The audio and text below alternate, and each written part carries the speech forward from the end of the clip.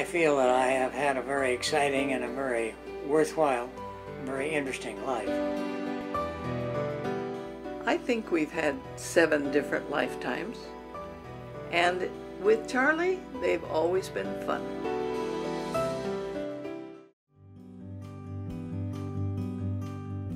He had trouble making money enough to support the family with a man that he knew in Corvallis. Had a meat market, and he offered my dad a job of slaughtering and cutting up meat. And my dad was so taken over by this opportunity, he sat down and cried.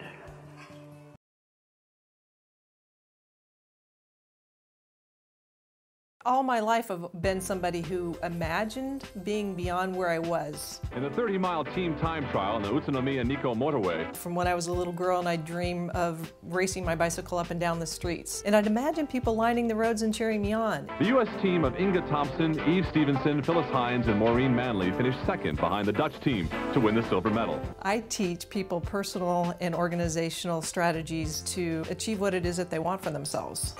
Maureen Manley wins a silver medal at the 1990 World Championships. She's a multiple American champion, a teammate on Team USA. She's even on the back of a cereal box. There isn't a hill she can't climb, until. And what happened by the time we crested the top of the mountain, my vision had blurred so severely I lost my sight completely and found my wheels sliding out from underneath me, and I found myself tumbling to the ground. What I didn't know then, that I now know, is that I rode my bike off one road to begin a journey on a new road. And the new road is a life with multiple sclerosis. For a while, I couldn't see myself imagining being happy without having cycling. And then there came a time in my life, about 1.5 years into my diagnosis of MS, where I really got that this is my life. This is it.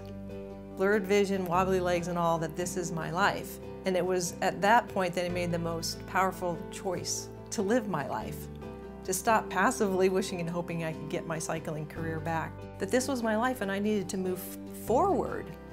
And a thought went through my head that was so powerful, I don't know if I thought it or it thought me. The thought was, focus on what you can see and not on what you can't. So I brought my vision in closer where I could see just fine. I could see the park bench that I was on, I could see the concrete that it was sitting on, and I could see the water lapping up against the shore. And I could rest there. And then I looked up through the park to the road. And I knew I couldn't walk down the road.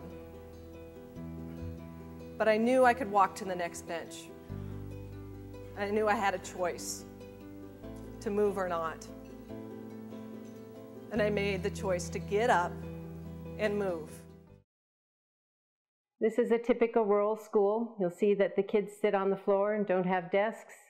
The 2 little guys here in chairs brought those chairs with them from home. This is a common sight in many of our classrooms, a student who is responsible for a younger sibling. Usually it's a girl, but sometimes it's a boy. We're always glad to have the student there, though, so there's no problem with them bringing the little ones.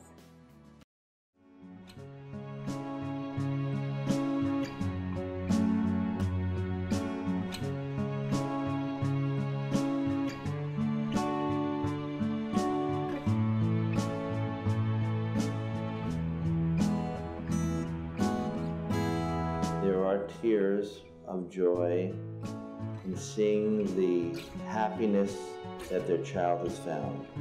There are also tears of sadness because they think of that precious little one who is so grown up today. Mazel tov!